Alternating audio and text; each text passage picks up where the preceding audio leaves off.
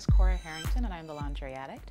And I'm here for part 3 of our Introduction to Corset series with Lucy of Lucy's Corsetry. Hello. Hi, Lucy. We're at Orchard Corset in Wenatchee, Washington, and it's really exciting to be able to get you to share some of your expertise and your knowledge base with TLA readers. So for the third part in this 3-part series, we'll be talking about where to buy a corset. We haven't addressed that yet. And then some of the other kind of, I guess, like social issues or cultural issues having around corsets now, like tightlacing, the corset diet, that sort of thing. So yeah, I see your face about the corset diet. We'll see. I want to know what you have to say about that.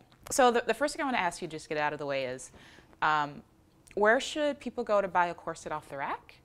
And where should people go to get a custom corset? And do you have any recommendations for when it's time, you know, to make the leap into getting something custom made, or kind of what do you have to say about that? Okay, well, first of all, let's start with off the rack. Okay. It's easiest for a lot of beginners because it helps them to basically get the feeling of a corset, and it's usually a lot easier on their wallet. And you know, you don't want to spend $1,000 on a corset and find that, oh, I don't actually like wearing corsets. Yeah. So an off the rack is sensible to start with, even if it's not going to fit you perfectly. Right, right.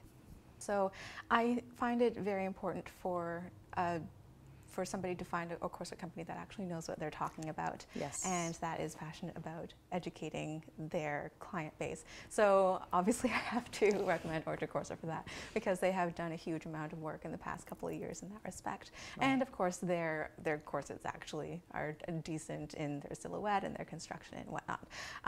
Another company that I often recommend is Timeless Trends. It was one that I personally started with.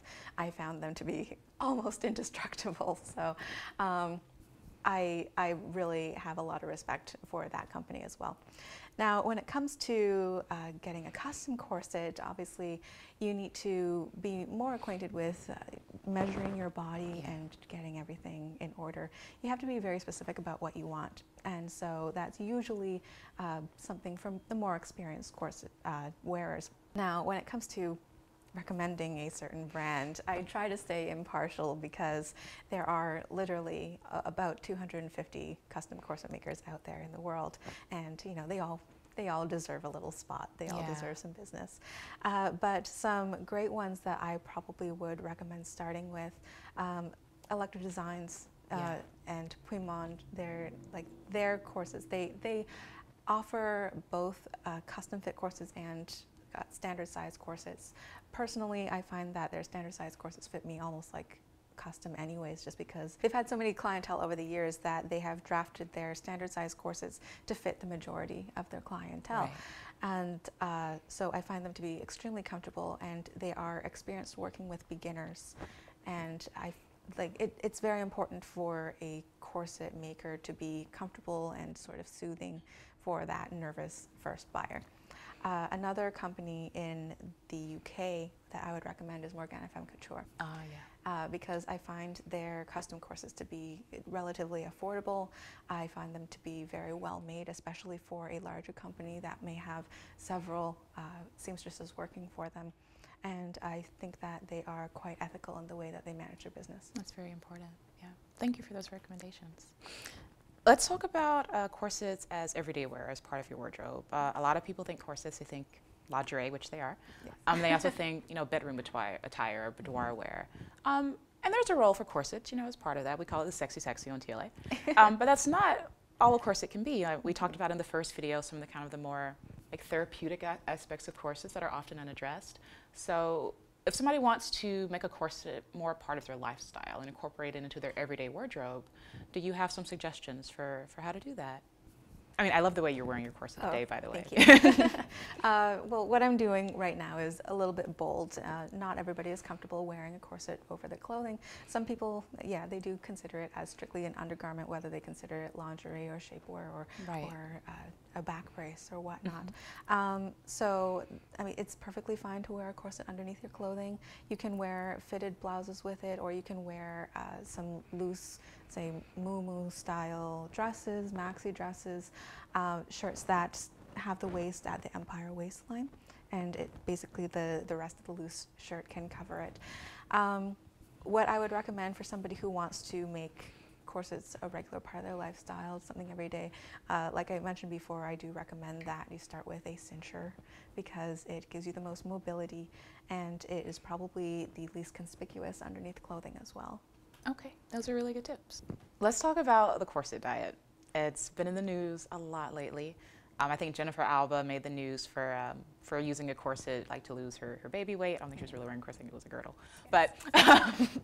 But what do you think of the corset diet? As a corsetry expert, as someone who wears corsets on a daily basis, I mean, do you have any thoughts about it? Good, bad, or in between? Tell us what you think. I think it's somewhere in between. Okay. Because they do have a couple of valid points, but at the same time, I think that they're approaching it in the wrong way. First of all, I should preface this by saying that a corset is not a diet, it's a garment. So when I've been asked this question before, I always say a corset is no more of a diet than a pair of shoes is a marathon. That's a great analogy. So, just because you buy this garment doesn't mean that you're guaranteed for success. Yeah. But there are some ways that a corset can help with relearning food portions and whatnot. Some people liken a corset to an external gastric band. So if you have a lot of problems controlling the volume of food that you eat, then the corset can help you basically feel full and then learn how to stop a little bit earlier before you get to the point of discomfort. That said, everybody's different. Everybody's Right. bodies work differently. So while some people's appetites might be curbed wearing a corset, other people might feel more hungry wearing a corset. And it seems that for the majority of people, wearing a corset helps them to eat smaller meals more regularly, as opposed to not eating all day and then binging at night or something like that.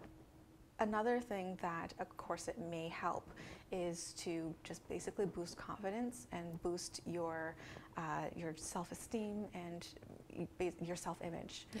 So wearing a corset might serve as a type of motivation for somebody to love their body more and be motivated to take care of their body more, but it should not be seen as a diet necessarily, because there are women of all sizes and they love their curves with or without a corset. So I don't think that a corset should be put in this category of weight loss, because that's not what everybody's looking for. Thank you for your insights on that. I like the way you address that a lot. For our final question, let's talk a little bit about tightlacing. It seems like tightlacing has had a huge resurgence in popularity. I see a lot of tightlacing blogs and bloggers on Tumblr now, for example. Mm-hmm. Do you tightlace, and do you have any tips for a beginning tightlacer? Okay. I do consider myself to be a tightlacер, more so a tightlacер than a waist trainer, and I have done some training in the past. I find them personally to be two completely different things. Could you say more about that? Because Yeah. a lot of people think they're exactly the same. Yeah, of course. Some people may accidentally waist train just by cinching down a couple of inches, and then they just find that they're naturally shrinking over time, whether that's from weight loss or flesh redistribution, mm-hmm. or if it's controlling their edema. And whereas some other people, if you tight-lace, basically you know that you're tight-lacing because you are deliberately going down many inches. Now, people's definitions of tight-lacing may differ from one, I guess, school of corsetry to another. So some people might say that it must be at least 4 to 6 inches smaller than your natural waistline. Some other people may consider it more of a percentage. So you're lacing down at least 15 to 20% smaller than your natural waistline. But for the most part, the main goal of somebody who tight laces is that they have the deliberate goal to achieve a more dramatic hourglass or wasp-waisted shape. Whereas somebody who is waist training, they may or may not want to achieve something very dramatic. Okay. Since you are a tight lacer and you know so much about this, what are your tips for a beginning tight lacer or someone who wants to start tight lacing? I would say to go slowly, first and foremost, and to listen to your body and respect your body's own limitations. Yeah. Because some people, they might see a picture of a model and they might think that, oh, I can do that. I consider myself to be pretty compressible, and they might not realize that model had been waist training and tight lacing for 10 years prior. And then some people might think, oh, well, I can do that in 3 months or even 3 hours. And it's not safe to do that. Yeah. It takes time for your body to accommodate, for things to rearrange, so to speak. And so you really have to listen to yourself and be okay that you may or may not reach the goals that you are setting for yourself. All right, that's good advice. Thank you so much for watching the third installment in our Introduction to Corsetry series with Lucy of Lucy's Corsetry here at Orchard Corset in Wenatchee. And I'll see you later. Bye.